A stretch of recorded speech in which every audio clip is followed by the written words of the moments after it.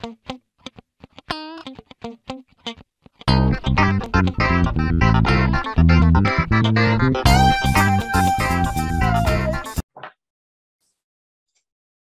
¿qué tal? Buenas tardes a todos y a todas. ¿Cómo andan? Bueno, el día de hoy tenemos una entrevista sobre la violencia de género digital a tenor de las tecnologías contemporáneas.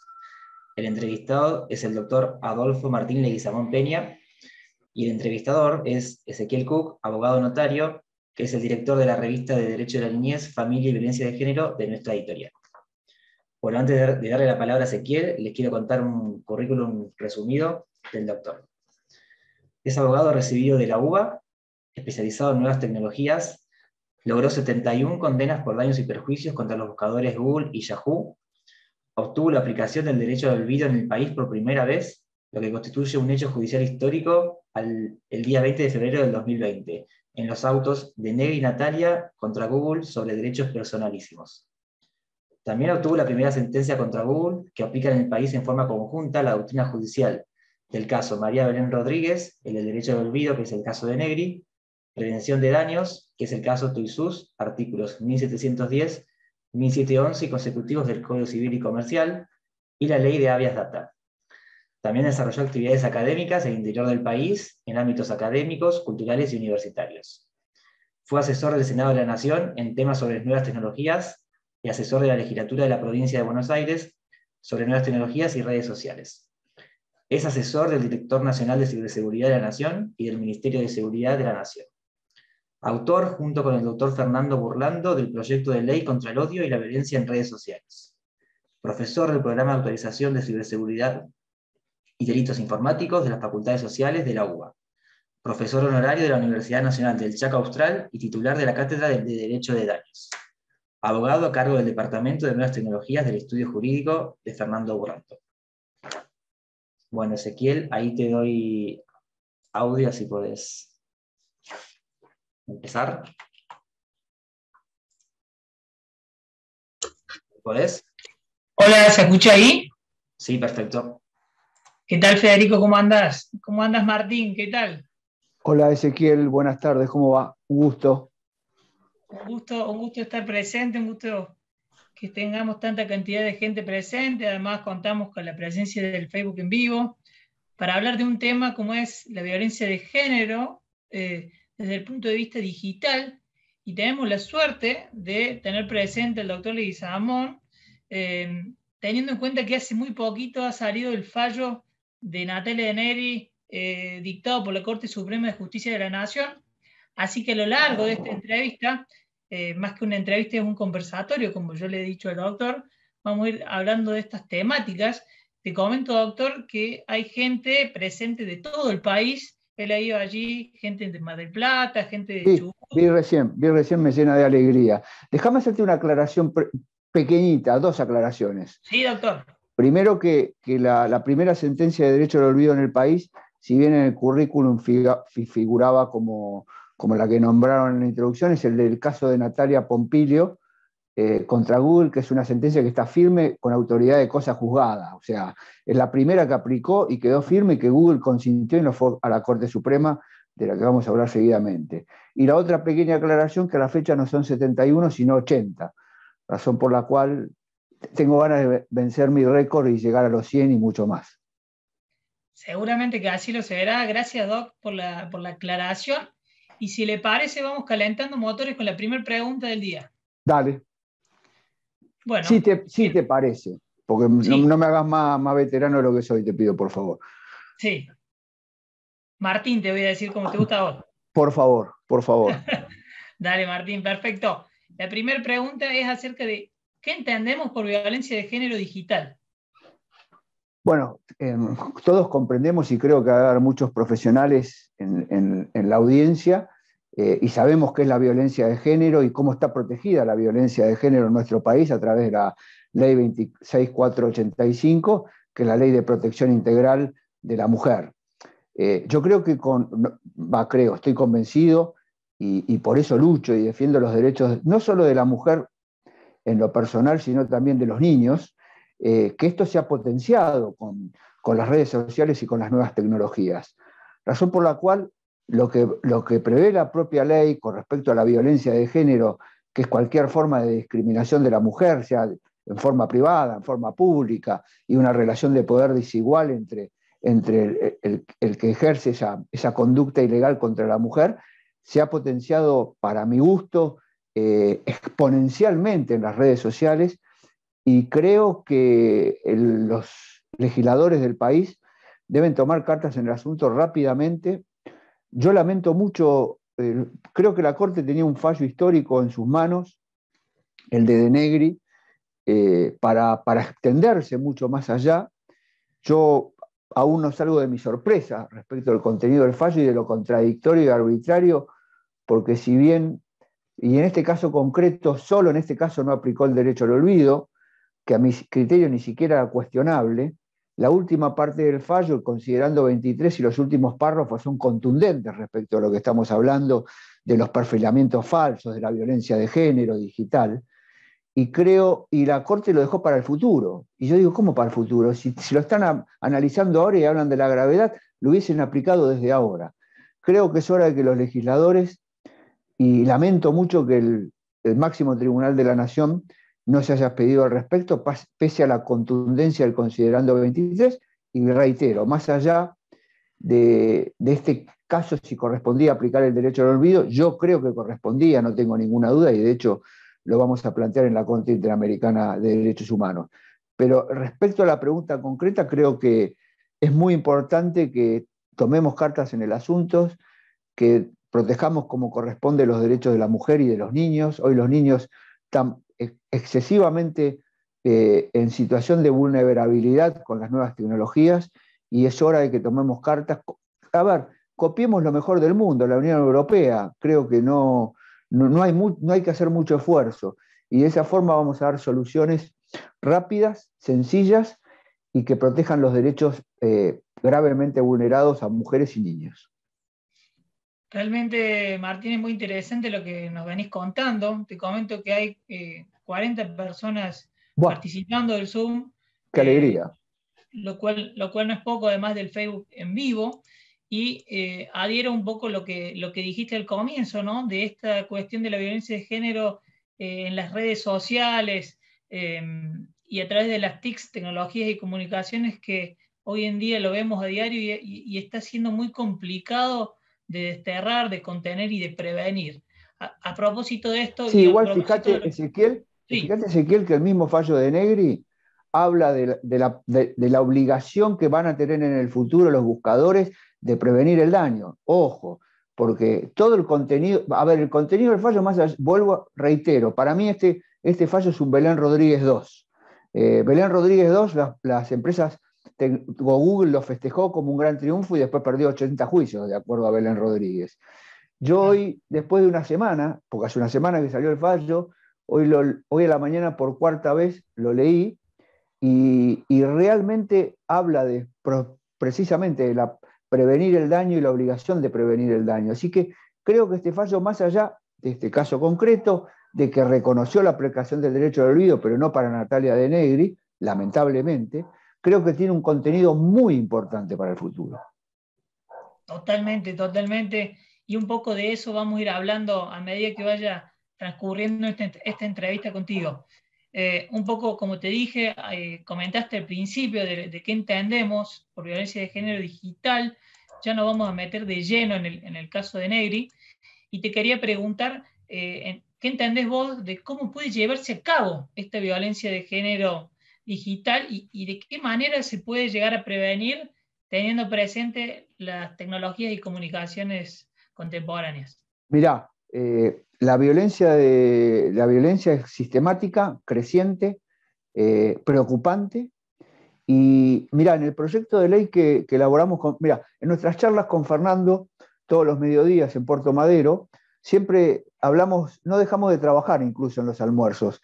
Constantemente estamos preocupados en todos los temas del estudio. Y muchas veces los temas nos han llevado a hablar de este tema, de la violencia digital, que nos preocupaba sobremanera. Y eso nos llevó a redactar el proyecto de ley contra el odio y la violencia en las redes sociales, que es precisamente lo que estamos hablando, y de hecho está presentado en el Congreso de la Nación para poder dar una solución muy sencilla y muy rápida a todos los que son víctimas de esta nueva problemática y grave problemática. Y te lo resumo sencillamente, Ezequiel, no hay que hacer nada grandilocuente, una super ley que necesita muchos, solo hay que hacer una sola cosa, y que la ley sea muy exigente y muy dura, con multas multimillonarias como ocurre en la Unión Europea. Hay que hacerle cumplir a cada una de las empresas tecnológicas, buscadores, redes sociales, o la que se te ocurra, se les ocurra a cualquiera, sus propias condiciones de servicio y sus normas comunitarias. Ellos tienen previsto en cada una de sus normas comunitarias y sus condiciones de servicio todas aquellas cuestiones que vulneran o atacan los derechos de terceros.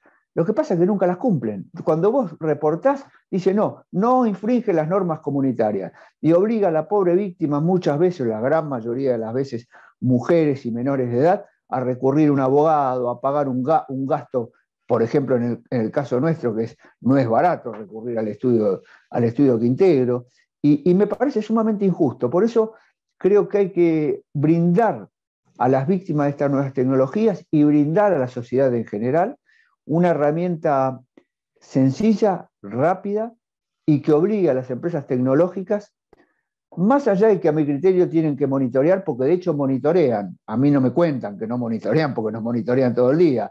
Seguramente vos estás hablando y te aparece publicidad de acuerdo a alguna palabra. Es más, ni nos escuchan, que es mucho más grave. Están violando nuestra intimidad. No es que hay una persona que está escuchando, sino el algoritmo está programado de acuerdo al negocio que tienen con una empresa. Y esto es muy grave y tenemos que dar un paso adelante como la Unión Europea y dotar a la población de herramientas necesarias para poder solucionar. Por ejemplo, en el fallo de Negri, que vamos a hablar, ni siquiera se hace una sola referencia a la ley de datos personales. Y estamos hablando de tratamiento de datos personales de una menor en su momento. Entonces, creo que hay varias cuestiones para resolver. Hoy leí por ahí recién un tuit que está avanzando la nueva ley o la modificación de la ley de datos personales, la 25326, que ya llevo 20 años, y me parece muy saludable porque creo que va a salir en la dirección de la Unión Europea y esto va a ser una buena herramienta para solucionar muchas de estas problemáticas. Totalmente, Martín. Te comento que acá han participado ya, en este caso del estudio jurídico Costa, que nos dicen, perdón, el proyecto es contra el odio en las redes sociales, no escuché bien, nos aporta, entiendo que sí, que es lo que vos has dicho. Sí, es contra el odio y violencia en las redes sociales y va específicamente a todo lo que sea redes sociales. Perfecto, acá justo después agrega y dice, a nosotros si nos bloquean, si no están de acuerdo con nuestras publicaciones.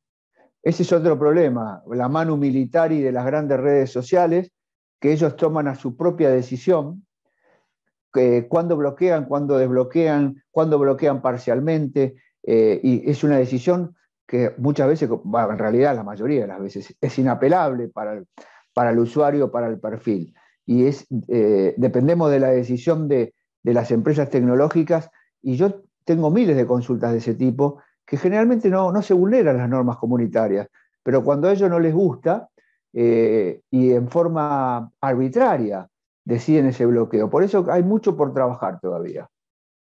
Totalmente. Es verdad, se pueden apelar, pero nunca llegan a buen puerto. Sí. Después hay que recurrir a un abogado, mandarle una carta de documento al señor Facebook, que no va a responder, y en definitiva recurrir a la justicia.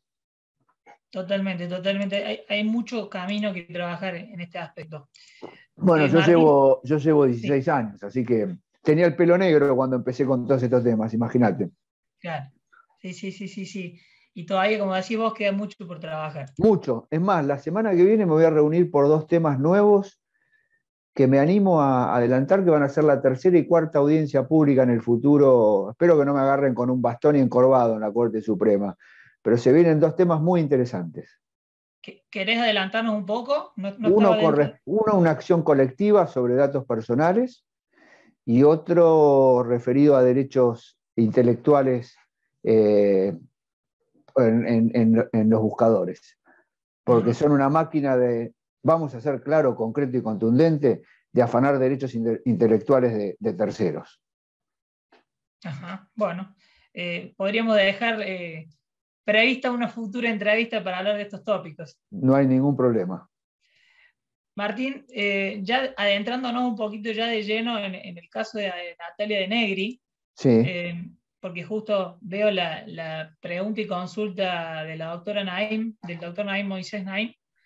Te quería consultar para que le cuentes un poco a la audiencia, ya que vos participaste, Sí. ¿qué opinás de este caso y qué opinás puntualmente de la resolución de la Corte Suprema?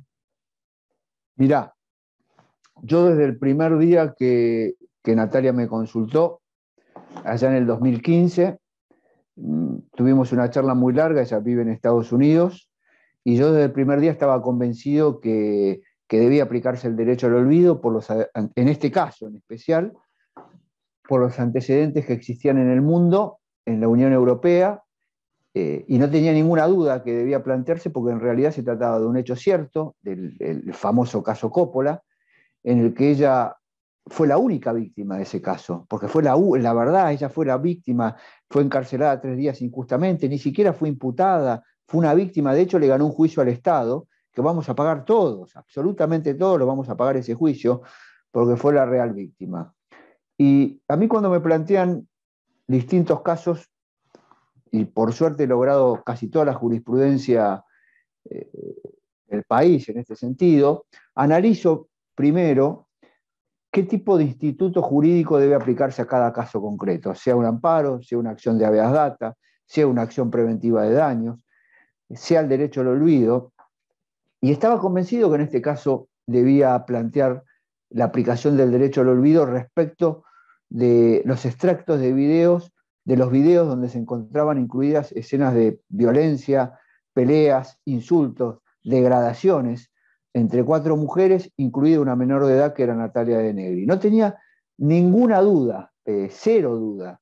Y así fue elaborada la primera acción de derecho al olvido. Después Google me reconoció el derecho al olvido en un caso que por razones de confidencialidad no puedo revelar, pero que llegamos a un acuerdo en mayo del 2019, donde Google aceptó la aplicación del derecho al olvido en la Argentina respecto de un delito cometido por un ciudadano argentino en Estados Unidos, un delito menor, pero que Google aceptó y bloqueó.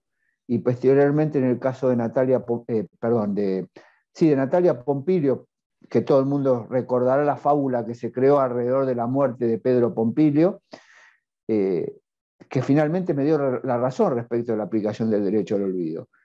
Yo, en lo que respecta al fallo, tenía otra expectativa, estaba convencido que la Corte iba a fallar a favor de Natalia, no tenía ninguna duda, como tampoco tenía ninguna duda el 95% de todos los sectores, sea profesionales, sea no profesionales. Yo estoy sorprendido, Ezequiel, desde el martes pasado, la bronca de la gente, abogados, jueces, magistrados. Yo por mis charlas que doy en el interior ando como los chalchaleros por todas las provincias y quiero volver a Córdoba. Estuve el año pasado en Córdoba presentando la primera edición de mi libro, ahora salió la segunda edición, en donde incluyo 3 fallos muy novedosos sobre falsas noticias y el tema de Natalia Pompilio, donde se aplicó el derecho al olvido. He conocido también jueces, magistrados, miembros de superiores tribunales del interior de la provincia, y la verdad que estoy sorprendido del enojo que hay con el fallo, del contenido del fallo y cómo se desamparó y se revictimizó a Natalia de vuelta. No se tomaron en cuenta las pruebas del expediente, no se tomó en cuenta el artículo 55 del nuevo Código Civil y Comercial de la Nación respecto al consentimiento, que es revocable en cualquier momento, y se había probado que ella iba contra su voluntad y bajo extorsión y amenaza a los programas.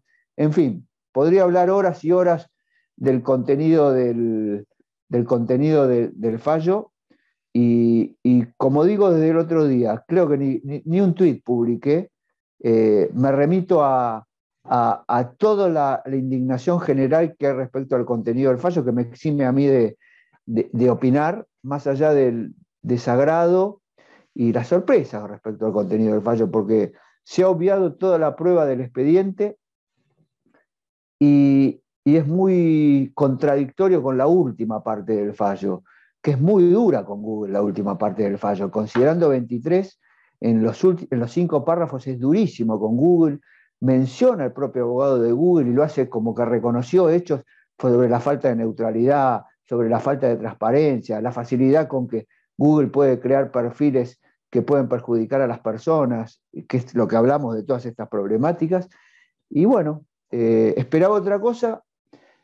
Como la Corte no reconoció el derecho al olvido, ¿no? En este caso, sería auspicioso que en el futuro dicte un fallo que haga lugar y que dé otras pautas respecto al derecho al olvido. Y tengo entendido que hay otro caso en la Corte, que curiosamente lo inicié yo en su momento, después renuncié por motivos que no vienen al caso, pero que lo inicié yo. Así que por ahí pronto tenemos alguna novedad al respecto. Martín, ¿entendés, a tenor del fallo Pompilio y el fallo de Negri, que hay o existió o queda en este momento o hay cierta inseguridad jurídica? Sí, ninguna duda, ninguna duda. Si bien la Corte, vuelvo a repetir, fue contundente en el sentido de que reconoce la aplicación del derecho al olvido, no en el caso de Natalia, o sea que deja abierta la posibilidad de plantearlo en distintas alternativas. Yo creo que lo veo como con Belén Rodríguez. En Belén Rodríguez dejó un montón de grises la Corte, montón de grises, como que es la debida diligencia. Para Google, debida diligencia es 7 meses. Para mí, debida diligencia es 48 horas. Máxima de debida diligencia tiene que ser rápidamente.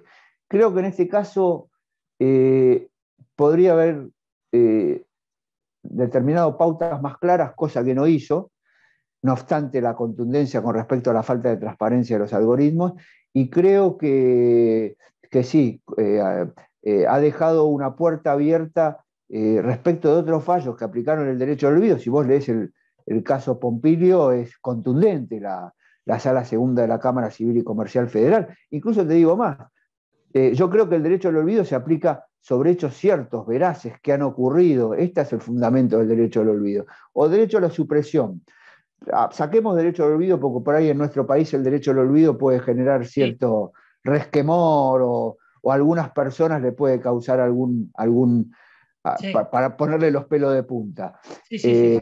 Y en el caso de Natalia Pompilio, o en el caso Pompilio, la Sala Segunda entendió que incluso debía aplicarse sobre hechos falsos o parcialmente falsos. Vos fijate qué amplio que fue, porque consideraba que se atacaba el buen nombre, la dignidad y el honor de la familia Pompilio, que sobre una fábula que duró muchos años se perjudicaba su nombre. Así que sí, creo que el fallo deja una gran brecha, y bueno, ahora se irá mejorando, como pareció con Belén Rodríguez, con distintos fallos de las instancias inferiores.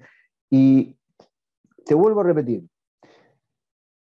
yo he aprendido con los años, llevo muchos años, 35 en la profesión, que los fallos hay que leerlos, entenderlos, interpretarlos y aplicarlos.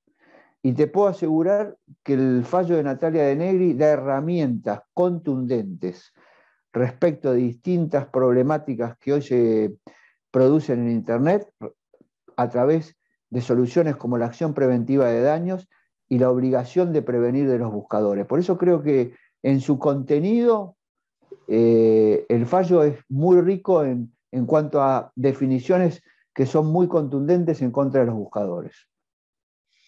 Coincido plenamente con vos y hay muchas preguntas.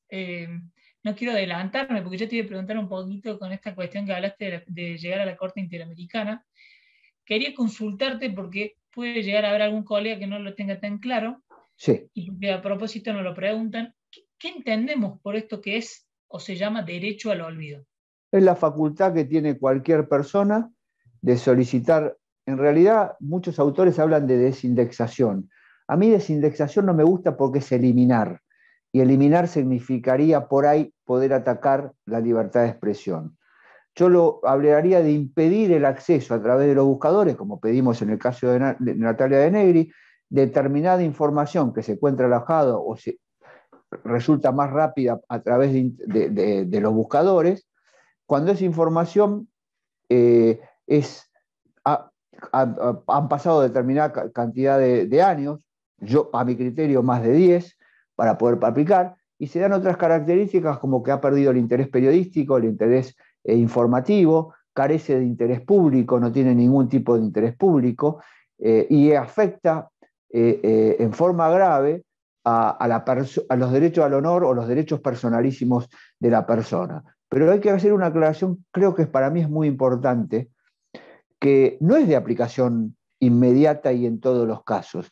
A mi criterio, este tipo de derecho de supresión es de aplicación restrictiva, excepcional, debe ser siempre aplicada por un magistrado, no como en la Unión Europea que lo deciden los propios revisores de Google. O sea, cuando lo decide un juez argentino, ataca la libertad de expresión, pero si lo decide un revisor en la Unión Europea, es Dios. El revisor de Google es Dios, pero los jueces argentinos son arbitrarios. Es extraordinario el razonamiento.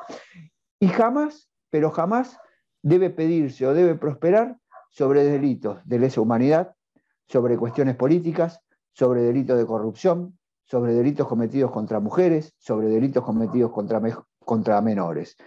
Razón por la cual, cuando se encuentren afectados derechos a la honra y al honor de las personas, debe ser un juez, que en ese caso concreto deberá evaluar si se aplica el derecho al olvido o si no se aplica el derecho al olvido. Se aplicó en un caso en el 2019, se aplicó en otro caso en Pompilio en el 2021, y en este caso la Corte lamentablemente entendió que no debía aplicarse por los distintos fundamentos del fallo, todos rebatibles y que ninguno surge del expediente. Quería consultar, Martín, ¿en cuánto influye que la damnificada en ese momento haya sido una adolescente? Bueno, a mí me preocupa que la Corte ni siquiera haya mencionado que Natalia era menor de edad en esa época. Natalia tenía 19 años y en nuestro país hace 26 años la mayoría de la edad se adquiría a los 21. Y también debemos resaltar que los 19 años de hace 26 años no son los 19 años de hoy, de actualmente.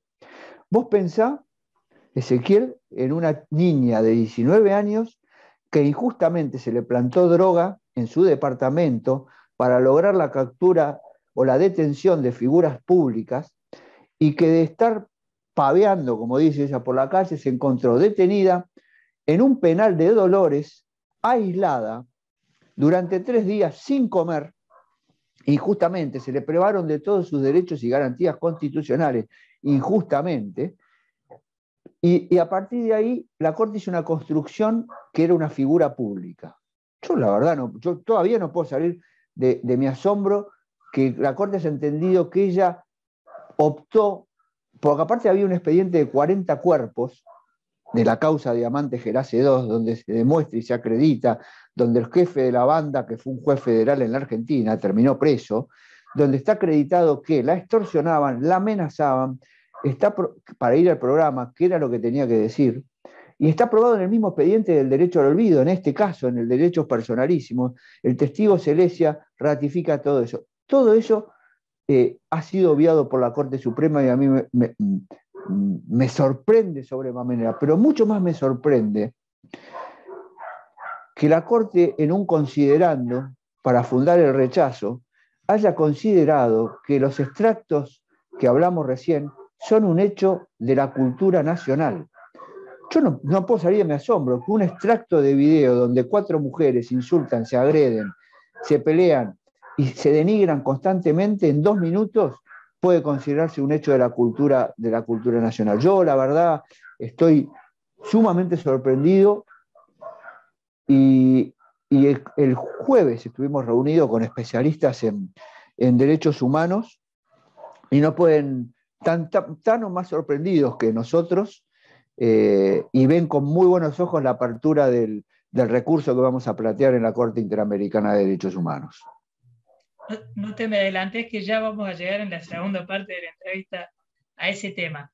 Te pregunto, porque acá Griselda nos interroga, ¿puede, doctor, dar los datos del libro, por favor, del libro que mencionaste antes?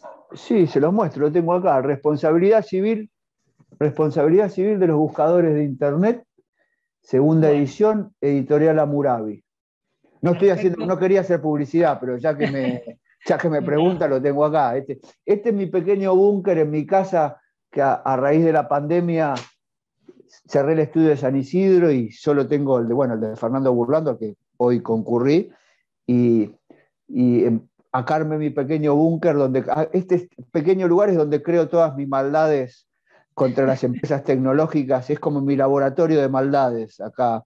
Y esto es bueno para los colegas, los jóvenes colegas, eh, que creen que a veces algo es imposible.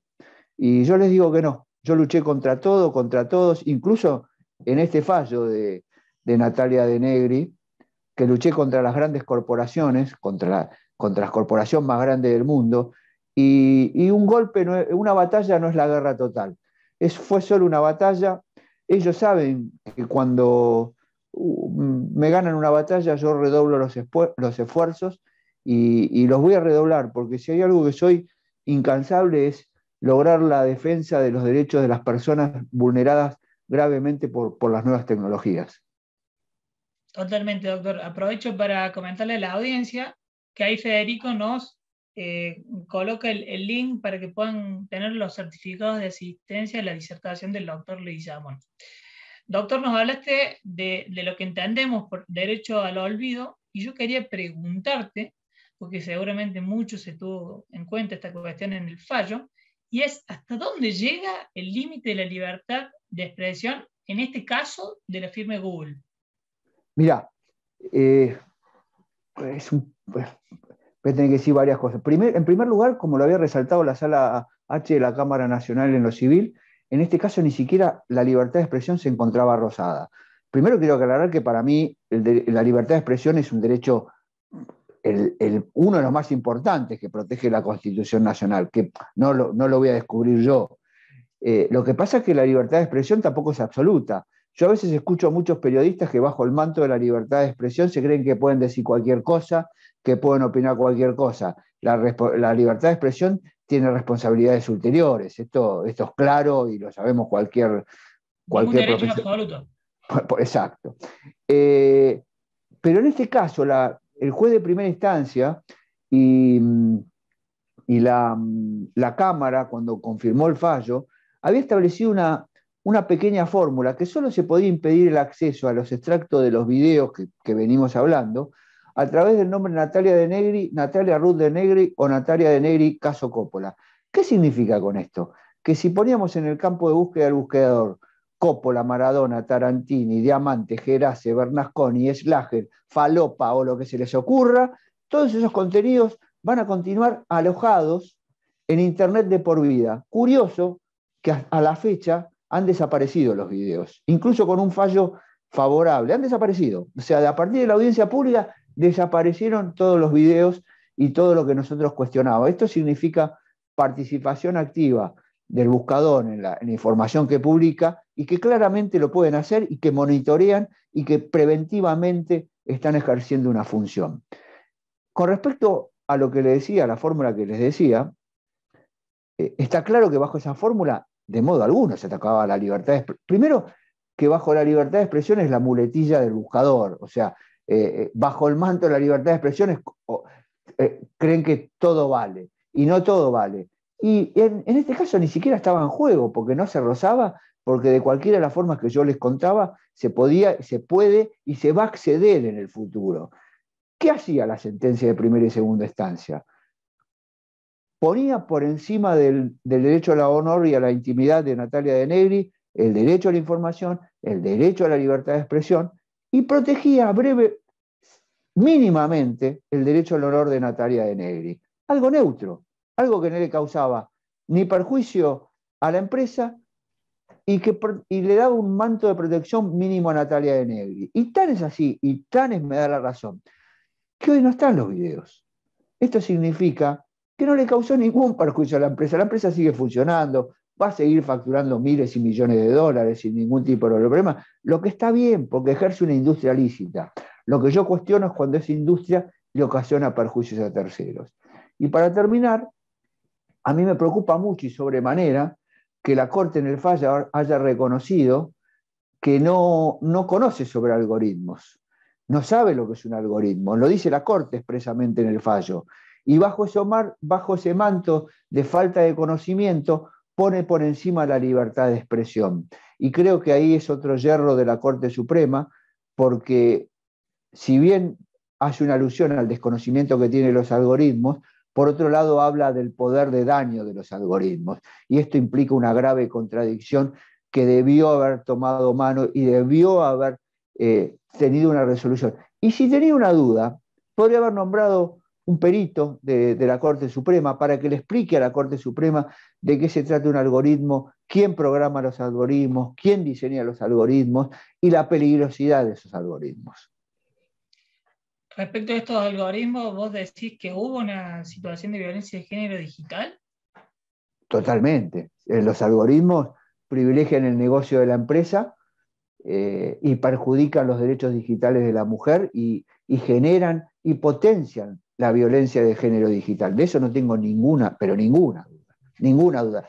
Y cuando uno, de acuerdo al fallo Belén Rodríguez, y ahora aplicándole De Negri, porque a mí De Negri me da un montón de herramientas en el futuro, lo van a desconocer. Esto es lo más sorprendente. Lo van a desconocer, porque el buscador es un generador y potenciador de violencia de género, no solo el buscador, sino las nuevas tecnologías. Creo que no te lo tengo que explicar, pero creo que son herramientas de potenciar los daños en contra de las mujeres y de los niños. Martín, la verdad que está siendo muy interesante, ya tenemos 50 participantes. Tenemos buen rating por lo que veo, te doy buen rating, sí, ¿eh? Sí, la verdad que sí. Te tendría que haber cobrado la entrevista, me parece. Después se puede, obviamente, que hablar todo eso.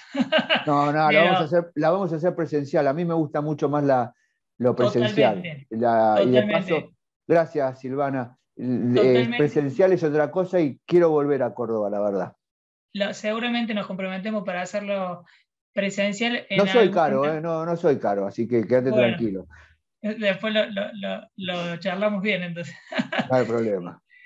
Martín, un poco lo fuiste diciendo solapadamente, y quería preguntarte a vos si entendés que en el caso de Natalia, con la resolución de la Corte, existió violencia de género institucional con relación a ella. Ninguna duda. Se la revictimizó violentamente, se la colocó, se la dañó injustamente nuevamente cuando se pudo haber dado una protección. Y vos fíjate qué tan cierta es la afirmación que te hago, que aun cuando tuvo una sentencia en contra, los videos y lo que nosotros cuestionábamos desapareció de internet.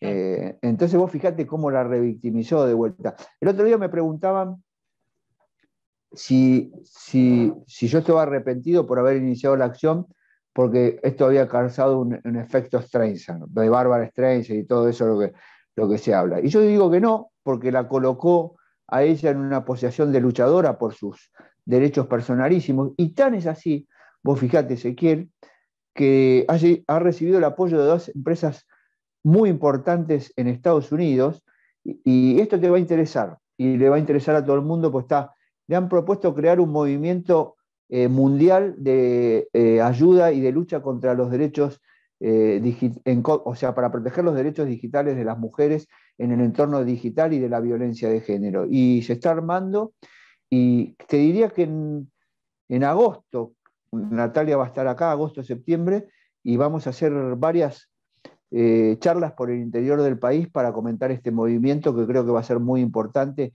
en defensa de los derechos digitales, de la identidad digital de las mujeres, de la identidad digital de los niños. Creo que se viene algo muy importante. El fallo nos ha abierto la puerta de un montón de cuestiones que la Corte se olvidó de fallar. Yo creo que cerró los ojos inexplicablemente, a mi gusto. Yo estaba convencido, no sé si muchos habrán podido ver la audiencia pública. La audiencia pública fue para mí una experiencia inolvidable, magnífica, y esperaba otro resultado. Lamentablemente no se dio, pero hay que seguir luchando por nuevos antecedentes que pongan a la altura o en manos de la Corte un nuevo fallo que nos dé nuevas pautas sobre esta institución jurídica nueva que se está desarrollando en el país y que ya desde el 2014 se aplica en la Unión Europea. te voy a ser sincero, como nunca quiero que estos últimos 20 minutos que quedan ¿Ya no se pasó terminen, 40 minutos? La pucha. sí, que no se terminen más, porque la verdad que tengo tantas preguntas para hacerte, porque la verdad es sumamente interesante y a medida que hablas se van sumando participantes. Bueno, me alegro y me llena de alegría. Esto para mí, y cortito, me llena de Sí, satisfacción. Yo hace años luchaba solo contra viento, marea, remada en dulce de leche y en arena, y hoy para mí es muy gratificante poder trasladar mis conocimientos. Y yo soy un abogado como cualquiera, como siempre digo, un abogado del cono urbano bonaerense que pudo contra estas grandes empresas tecnológicas. No es menor ganarle 80 juicios. Yo creo que debe ser el abogado que más juicios le ganó en el mundo. Mis hijos siempre me preguntan por qué no me meto en Guinness y averiguo. Y esto lo hice yo, lo pudo hacer cualquiera, y es bueno que lo haya podido eh, lograr un argento, como digo yo. seguramente, doctor. Quería preguntarle si entiende que existió o no existió, un poco parece clara su respuesta, de si hubo o no perspectiva de género en la resolución. Cero, cero. El otro día un juez de Córdoba que me sigue en Twitter, al que yo admiro, el doctor Mazuki, no sé bien de qué zona de Córdoba es, pero para mí es Sí, se un conoce juez el que doctor. sabe, ¿eh? Lo conozco al doctor. Un brillante pensador, está muy enojado con el fallo, por lo que leo, eh, señaló que el fallo tiene cero perspectiva de género. Y hoy los jueces están obligados en cualquier fallo a tener en cuenta la perspectiva de género. Han omitido eso en forma sorprendente en la sentencia. Eso como que era menor de edad, y determinadas cuestiones más que seguramente llevaba a otra definición del fallo. Pero sí, esto es una deuda que obligaba a tener en cuenta la perspectiva de género, y yo dudo que se les haya escapado. Tengo mi pensamiento sobre el contenido de la sentencia, pero no quiero no quiero expresarlo porque no quiero que el día de mañana esto me juegue en contra, porque me han llegado distintas versiones respecto a mi persona que la verdad no me gustan, pero voy a seguir luchando. ¿No? A mí esto no me detiene. Vuelvo a repetir, Ezequiel, es solo una pequeña batalla, no, no es todo, y es mucho lo logrado hasta el momento. Pero yo lamento que la Corte no haya tenido ni siquiera una mínima referencia a la perspectiva de género. Vos fijate que yo convoqué al equipo a dos expertas en perspectiva de género, a Marta Matera y a Graciela Medina, dos sublimes juristas. ¿Qué me voy a poner a hablar de...? Yo sentía que no sabía nada de derecho cuando tenía las reuniones con ellas. Y bueno, ellas están tan o más sorprendidas que yo en cuanto a la falta de perspectiva de género de la sentencia. Martín, te quería preguntar para que le cuentes también un poco a la audiencia, ¿cuál es el rol de un abogado o de una abogada en una audiencia llevada a cabo por ante la Corte Suprema de Justicia de la Nación? Uf. Bueno, yo tuve la suerte de ser mi segunda audiencia pública. La primera fue Belén Rodríguez, cordobesa Belén, y yo siempre lo digo, con el diario del lunes es muy fácil, pero en Belén Rodríguez equivoqué mi estrategia mal, porque todo el mundo decía que tenía que hablar yo, que el expositor debía ser yo, y yo privilegié en ese momento, en 2014, 8 años atrás, que debía ser un letrado con mayor trayectoria que yo, con más nombre que yo. Y bueno, me equivoqué mi estrategia, pero fue mi primera audiencia pública, que fue un hecho realmente, es, es una experiencia inolvidable e inigualable. Pero yo sabía que iba a tener revancha, y la revancha se dio en esta segunda audiencia pública, en la que yo tenía ninguna duda que iba a ser el expositor principal. Fui el expositor principal, más allá del nivel académico que me acompañó, como Graciela Medina y Marta Matera, más Fernando Burlando, que despojándose de cualquier protagonismo, nos brindó un apoyo excepcional que no se vio desde atrás, en cuanto a la estrategia y quién tenía que hablar en cada momento. Es un hecho, es muy difícil de explicar, porque uno puede tener una audiencia en primera instancia, en segunda instancia, pero tener una audiencia pública en la Corte Suprema, yo creo que es como cualquier jugador ir a jugar a Wimbledon, a la final de Roland Garros o cualquier... es un hecho, y cuando estás ahí, que tenés los 4 ministros de la Corte Suprema mirándote con cara de pocos amigos, y te sacan el banquito y te quedás solo, es un hecho... Yo 40 días me estuve preparando para la audiencia, creo que he tenido un papel destacado, como me lo han hecho saber colegas, magistrados y distintas personas. Yo no me veo generalmente porque me da vergüenza mirarme en mis entrevistas y eso, y cada vez que me veo me gusta más. Yo siempre digo a tono de broma que yo no era ese día. Yo ese día parecía un monje tibetano y yo lo que le pedía a Dios ese día era que levantarme bien. Vos viste, Ezequiel, que no todos los días nos levantamos igual. Hay días que uno se levanta mejor, hay otros días. Y yo lo único que le pedía a Dios todas las noches es, hacer que ese día me levante bien. Si yo me levanto bien ese día, hago magia. Y ese día me levanté muy bien, muy confiado, dormí poco la noche anterior, no por nervios, no tenía nervios, sino por la responsabilidad que me pesaba. Y creo que fue un desempeño increíble, una experiencia increíble. Estuve 1 hora y cuarto, casi 20, contestando preguntas de los 4 ministros de la Corte. Hay que estar ahí contestando preguntas. Y, y creo que ameritaba otra definición. Yo, de hecho, había llevado, tenía la parte de dentro del saco tenía disparadores, eran 3 hojas, 3 carillas, mejor dicho, y ni siquiera me animé a sacarlas porque me daba vergüenza sacar un papel para ayuda a memoria. O sea, estaba jugando la final del mundo, no podía tener algo que me ayude. Necesitaba demostrar a los ministros que tenía claro. Y bueno, fue una experiencia inolvidable. Nadie me saca haber participado en 2 audiencias públicas.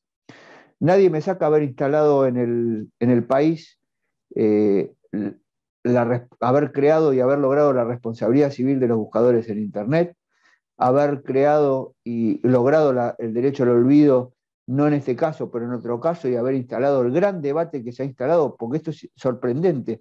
Yo veo el gran debate que se ha generado y las distintas charlas que se están dando a todo ámbito, en todos los ámbitos académicos, y para mí esto es realmente un orgullo. ¿Viste cuando decís misión cumplida? Hace 16 años me decían, no vas a lograr nada, es imposible, no le puedes ganar nunca un juicio a los buscadores. Y hoy, 16 años después, disfruto de todo esto, disfruto estas charlas como ninguno, traslado mi trayectoria, mis conocimientos, mis luchas a los jóvenes abogados. Tengo el orgullo de mi hijo que está acá abajo, le faltan 2 materias para recibirse abogado, y tuve la oportunidad de ir a dar charlas a sus compañeros de la universidad. Y para mí estas cosas no tienen valor, tienen un valor a nivel personal incalculable. Y te vuelvo a repetir, cuando me voy a acostar a la noche, porque cada vez soy más feliz personal, familiar y profesionalmente, toda la noche digo, bueno, misión cumplida, todo esto que logré va a quedar en la historia, y bueno, seguirán hablando de Martín Leguizamón por muchos años, para orgullo de mis hijos, mis nietos, mis tataranietos, y esto es una alegría, un orgullo profesional que me llena de satisfacción. Y haber participado en esta audiencia pública me llena también de alegría profesional, eh, porque tuvo un desarrollo realmente increíble, y estoy convencido que voy a participar en una tercera y en una cuarta. Así que, como verás, soy un abogado inquieto, pese a que ya tengo mis años, pero como siempre me gusta crear cosas interesantes y nuevas, ya estoy pensando en los nuevos desafíos. Me parece excelente, Martín. Y quería dejar para el final la penúltima pregunta, que es que nos adelantaste que es posible que vayas ante la Corte Interamericana de Derechos Humanos. Quería consultarte un poco, no obviamente tu estrategia, pero sino cómo es un procedimiento ante la Corte. Bueno, primero hay que pasar por la comisión de la Corte Interamericana de Derechos Humanos, hay que hacer una presentación dentro de los 6 meses para poder habilitar la intervención de la Corte Interamericana de Derechos Humanos. Estamos, como llevamos una semana del fallo, ya tuvimos una primera reunión con destacados, no los puedo nombrar porque me pidieron que no los nombre, pero son destacadísimas figuras de juristas.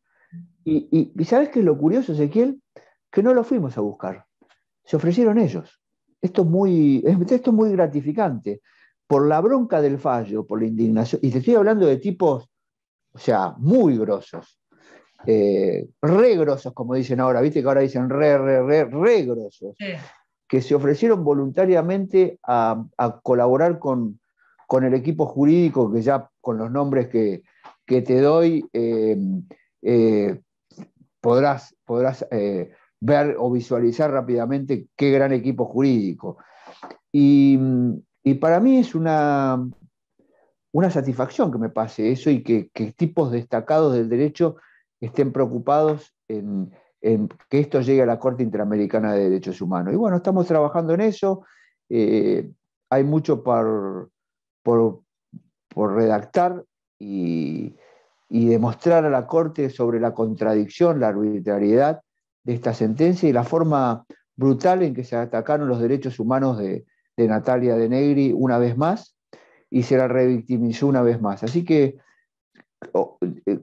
mi único deseo es que la Corte, en este caso, por ahí haga una excepción y no se tarde tanto tiempo en fallar, porque viste que se toma su tiempo. Pero bueno, esta es una vía que tenemos, no obliga a la Corte Argentina, ni es vinculante para la Corte Argentina, pero es bueno tener un dictamen del máximo o del Tribunal de América que se expida en este sentido y que le dé, en definitiva, una satisfacción personal y para el alma de Natalia De Negri, que si bien ya tuvo un resultado, por lo que te comenté que hoy los extractos de los videos no están, pese a la sentencia en contra, que le dé una satisfacción espiritual en el futuro. Sin lugar a duda, Martín, la verdad que son muchísimos los agradecimientos y los Veo, reconocimientos. estoy leyendo, ahora que tengo ojos nuevos leo todo, antes no leía. No quería dejar de leer de algunos. Acá nos aporta el doctor José Chun, mis felicitaciones y muchas gracias por compartir su experiencia. Luego nos aporta Diego Martín Ardizone, doctor, muy interesante los detalles aportados, felicitaciones. Muchas gracias, nos dice Lula. Jorgelina nos dice, excelente, doctor Leguizamón, muchas gracias por compartir su experiencia y conocimientos. Por Paula favor. Baigorria nos adita, muchas gracias, doctor. Juana Pavón, muchas gracias, muy buena la charla. Gracias por la exposición, doctor. María López Ruiz. Carlos Martínez nos señala, felicitaciones, doctor. Gracias por transmitir su sabiduría. Carlos Ríos nos dice, buenas tardes, colegas. Bueno, acá Karina Pared nos dice, hola a todos, me gustaría saber qué piensa el doctor, se te quita el video. Doctor, muy interesante, gracias. Fácil. Sí.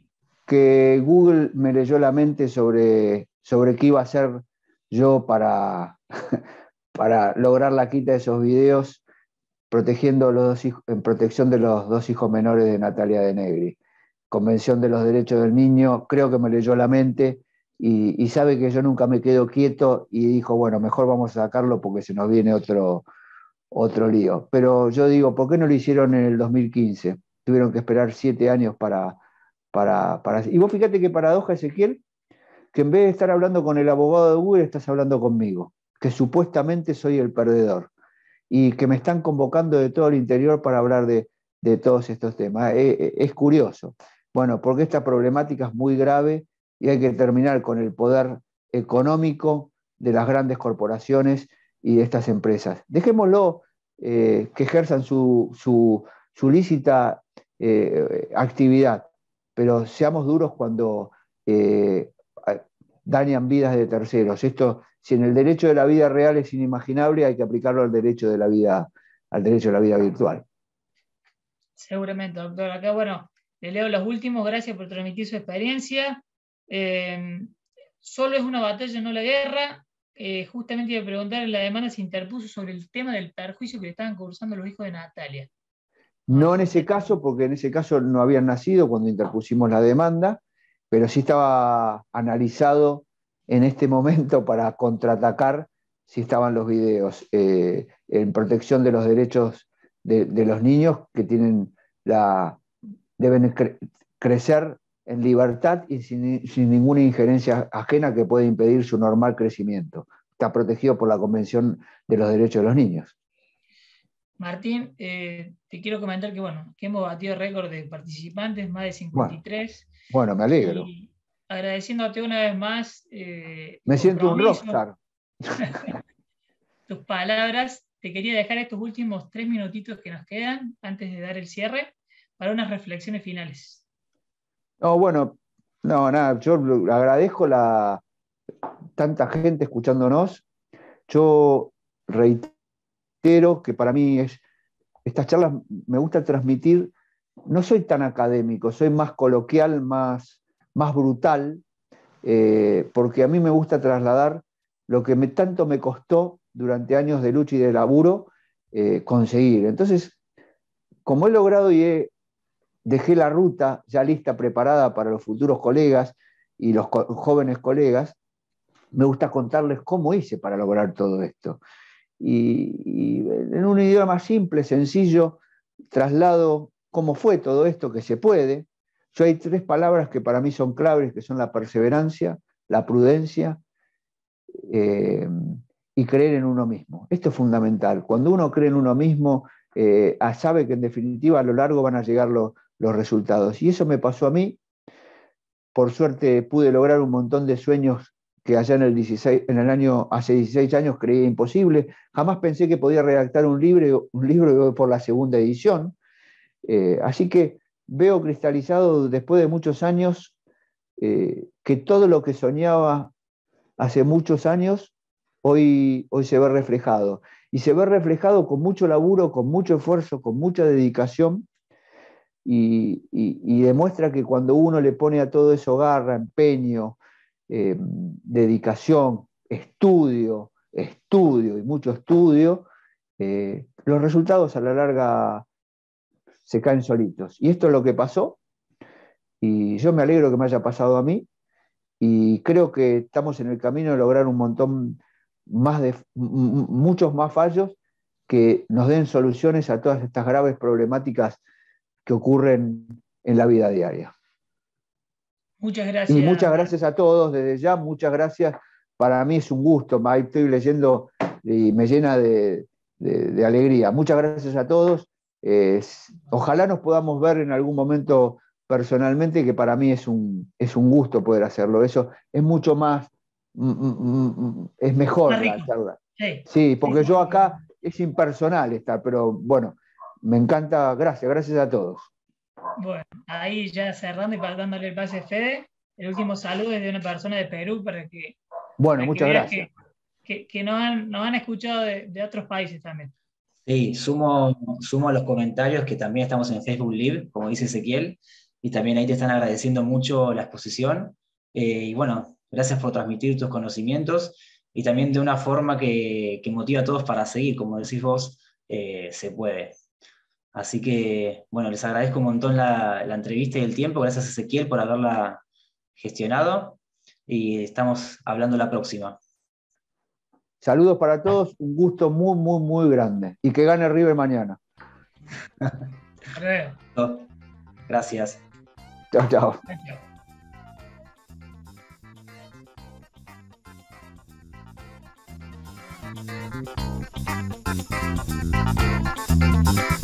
Chao.